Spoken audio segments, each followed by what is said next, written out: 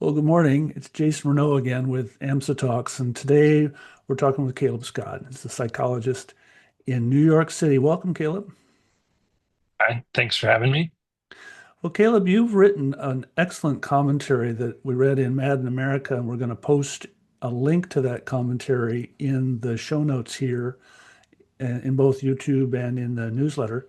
And we want everyone to read that, but let's walk through some parts and pieces of it in a moment. But just to start off, let's get some context. Caleb, tell me a little bit about yourself and your work in mobile crisis. Yeah. Um, so I've been, let's say, doing community mental health related work for the last 6 years or so. Um, and everywhere from inpatient work to outpatient community mental health work. And then I've spent the last year on a mobile crisis team in Brooklyn, which has sort of really connected a lot of dots for me, I guess. Um, and I also, like, during my graduate studies, focused my dissertation on sort of um, analyzing what I'm calling the psychiatric establishment, and sort of its failures and potentials for new directions, which gets us into more social, economic, political questions because we can't detach mental health from these bigger questions. Um, so, in a nutshell, that's me and my work. You're in private practice as well, and making writing and doing community organizing too. Yes, and those things, yeah, which are all very important to me. Yeah. So let's start out by talking a little bit. Not everyone is aware of the details of the mental health crisis in New York City. But it's complicated, it's persistent, and now we have a new mayor who's going to try to fix at least parts of it. hmm Yeah. I mean, um, it's it's a big problem. There's it seems like constantly rising rates of mental disorders statistically, and increased substance use, um, increased problematic substance use, increased suicides. Um, and yeah, I mean, we can look at this as a mental health problem, but it's also first and foremost, in my mind, a social problem. Um, and I think part of what I see as the mental health crisis is our failure to see it as a social problem and to address it as such rather than purely um, from a biological or biomedical framework of, we have all of these people in the streets who may or may not be talking to themselves or using substances. We have these people on the streets because of choices they've made or because they have this, biologically caused mental illness, um, rather than thinking about the much more complex social factors that lead to somebody ending up in an experience like that.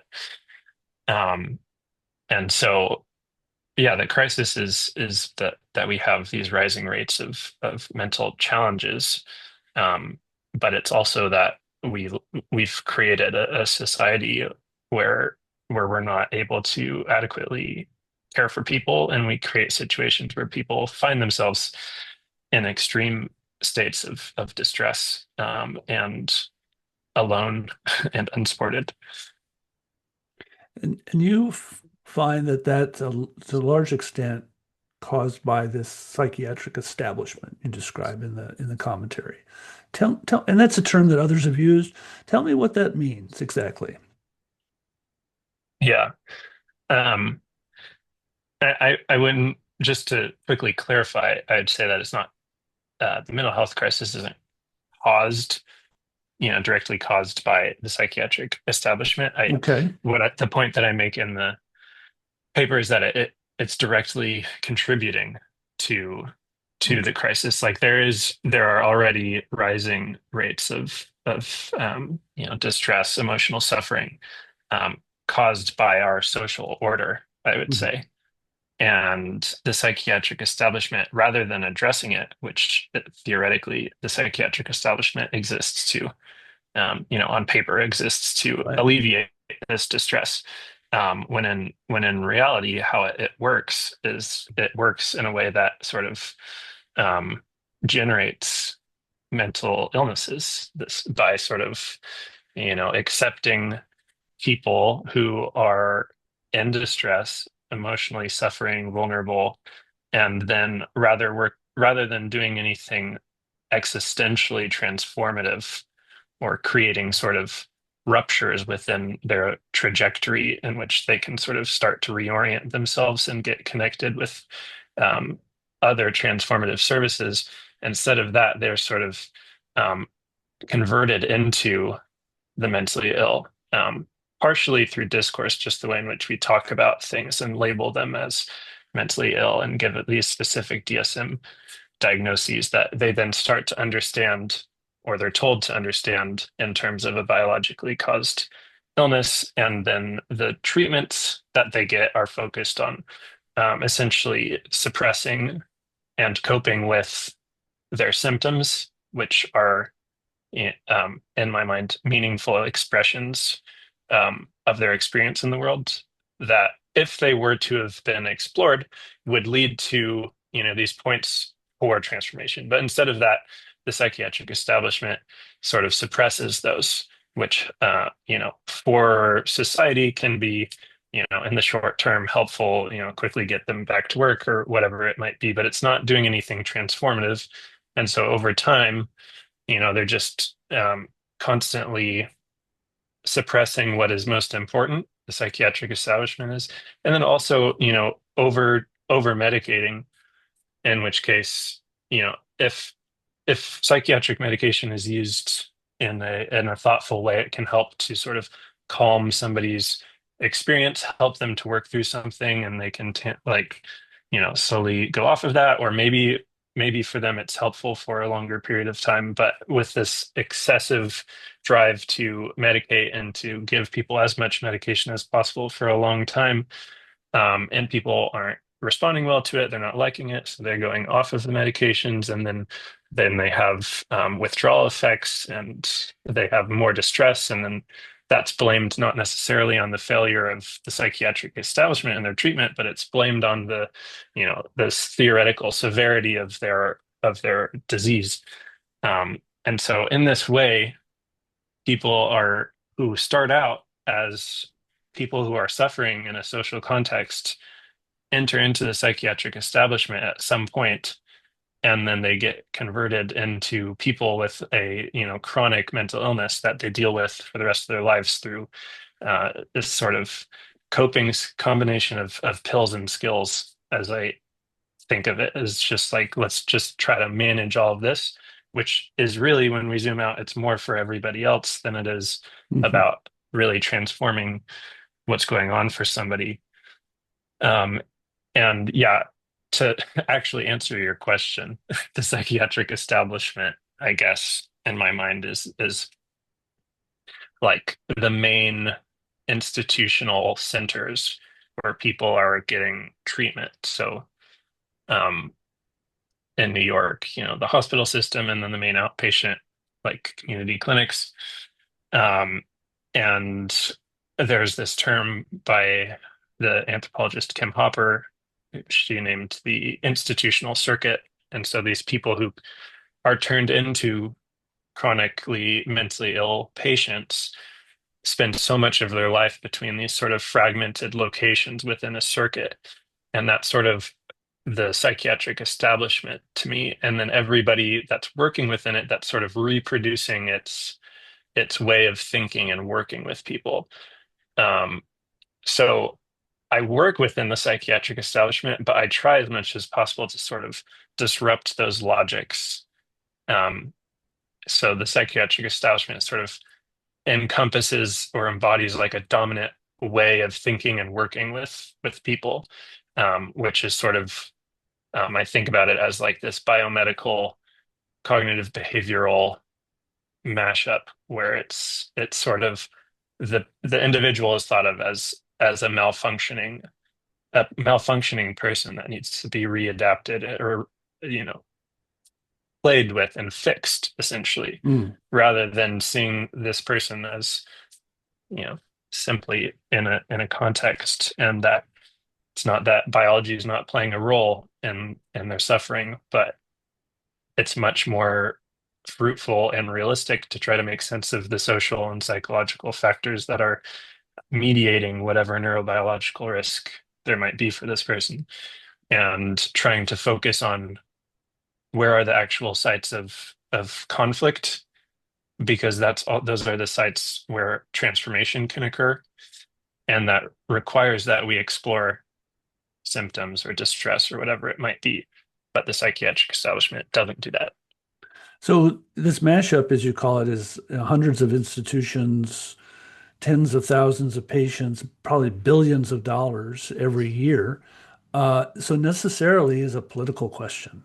And you Mhm. use the term neoliberalism. Can you explain the term, your usage of the term neoliberalism in your commentary? Yeah. Um, when I'm using neoliberalism, I'm referring on the one hand to policies, and on the other hand, like a specific period of time, Mm, like towards the end of the 70s, really going into the 80s. There's this you know, there there was a battle between a more um, let's say grassroots democratic future oriented around caring for one another in ways that was giving more autonomy to people and how they want to live, and how we can provide for people's basic care so that everyone can flourish together. And these ideas were quite threatening to the dominance of America, of corporations, establishment politics, and whatnot. And neoliberalism is sort of the way of thinking and doing politics that emerged and won out over a more democratic tendency that was really growing in the 60s and 70s. And neoliberalism is essentially prioritizing the capitalist relation over all other relations. Um, and that is, this very, essentially profit oriented model, letting the profit motive essentially cut into every aspect of life and cut all forms of social programs or safety nets for anybody, um, and deregulating finance, corporations in a way that's just like the state is now existing exclusively to facilitate the profit making capacities of financial tech and other corporations, rather than the government working for creating freedom and equality for people.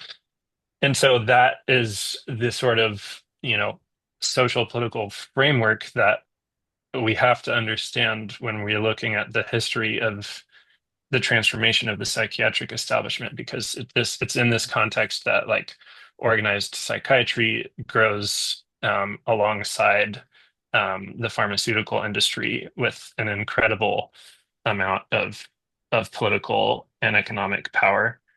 Um, and also, this is when the rise of private healthcare insurance companies like really take off, and with the most disastrous effects, not just in mental health care, but healthcare across the board. Um, and so you have all of these competing economic interests within the mental health fields that are sort of determining how mental health care is given, um, that have nothing to do with science or what is, in the patient's best interest, or what the clinicians actually think is best. We have these forms of care and institutions. The institutions, of course, themselves, like health and hospitals is a corporation, and so they're also run in a way that they have to be thinking about all of these things as well. All that to say, it's complex because there's a lot of things happening and a lot of pieces, but it's also simple. And the fact that, we've allowed profit motives of these competing um, corporations to determine the care that we're giving rather than letting, the people doing the care work and the people receiving the care have any say in what that care looks like. Now, one of the points you make in thank you for that, the commentary is that this leads us into a little bit of a confusion that perhaps something like mobile crisis can be a big savior here, and that you give a little bit of a warning saying it's not sufficient to just provide this service at the most downstream position. Yet this is really where the Mamdani uh, platform is what's proposing is to really rapidly expand this service in New York. Where's the trouble here? Yeah. The trouble is that crisis work is really a form of connection, um, like to other services. And Hmm.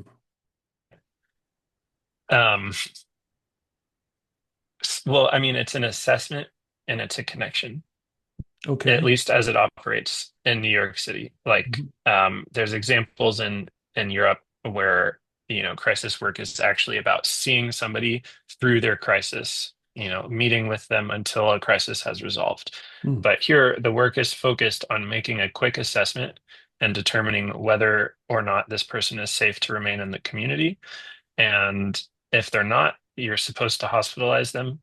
Um, and if they are, the goal is to connect them with something else.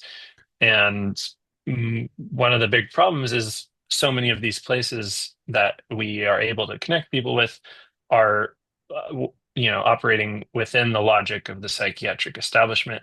So in my mind, I'm not confident that when people are getting connected, that they're going to be getting um, transformative holistic care, let's say. And then um, same thing if like, um, there's questions, of course, about patient autonomy, and the question of whether or not someone should be involuntarily hospitalized. Um, and that's a question, no matter what, that we could talk about for a long time, but it's so much harder to even consider forcibly hospitalizing someone, knowing how traumatic those experiences can be and how biomedically focused it is. It's not like they're going and getting a real respite where they're having space to make sense of their crisis and what's going on. They're going into this highly medicalized environment where if it's their first crisis ever, they might be getting set on a trajectory for lifelong chronic illness when theoretically they could have a totally different path. Um, so the crisis work, to just ramp up crisis work, it seems nice because it's like, oh, there's a lot of people in crisis, therefore more crisis work. Mhm. But really, what we need is more, alternatives and transformation of the actual services that we already have. Right. So Um, maybe we're getting people in crisis because there aren't the services upstream that they need in order to evade a crisis. Yes? No? yeah, I think there's not enough good services out there that people need, um, and life is really hard right now. It's really hard for a lot of people, um, socially, economically speaking, um, and that's driving crises. And then we don't have the capacity to care for everyone, and people are undertrained, and locations are understaffed. You have social workers at some of our hospitals who have a caseload.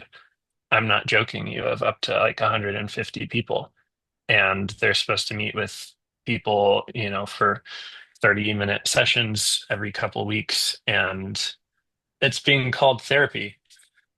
How are you supposed to expect someone who themselves are a precarious worker, underpaid, in an understaffed location with 150 people on their plate, how are you supposed to expect them to be doing good therapy? And then I meet with people in mobile crisis who are like, I don't want to get connected to mental health services. Therapy doesn't work for me. And, we say that's like, you know, we point to that and be like, oh, they don't recognize their need for treatment. And it's like often this is just a rational response to their experiences of failure by the psychiatric Right. establishment to really provide them with meaningful care. So when they have this poor experience, they use that as a rationale to not engage further, maybe a dangerous or fearful experience. Hmm. Mm. Yeah. And we know that I'm, case management, with very well researched, really starts to dip at about 35 clients per on a caseload, and actually becomes fairly harmful to those clients by through disappointment at about 60. And we're yeah. talking about 150. Hmm. Yeah. It's like hard to fathom, and how are you even supposed to remember all of those people? Like this is it's about caring and understanding somebody and their experience and being with them in that. You can't do that if you're being forced to meet with so many people. Yeah, and this is a Um, specific example of the psychiatric establishment being affected by these neoliberal policies. right, right, exactly. Hmm. Hmm. Yeah, and so that's why the piece is called the twofold mental health crisis, because what is generally talked about, at least in the news and among politicians, is the mental health crisis, and it's like that's only one piece of it. There's just it's just the fact that there's a lot of mental suffering, essentially. Like people are suffering. But then there's also the fact that we're not talking about this being socially induced, and we're not talking about the fact that our institutions that are supposed to be dedicated to helping these people are actually just contributing to the cycle. And so that's why I'm like, okay, yeah, like the mobile crisis, there's a role for it. But we really need to be focusing on some bigger things.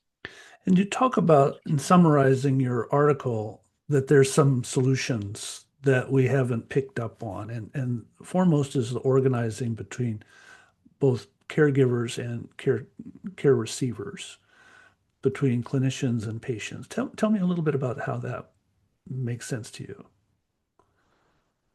Yeah. Um,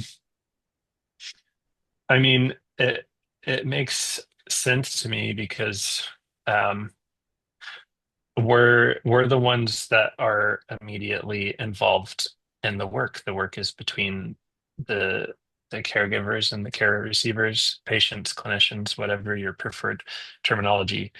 And we're actually the last people to have any say in what's going on. And Mm, yet we're actually the only ones involved in the interactions.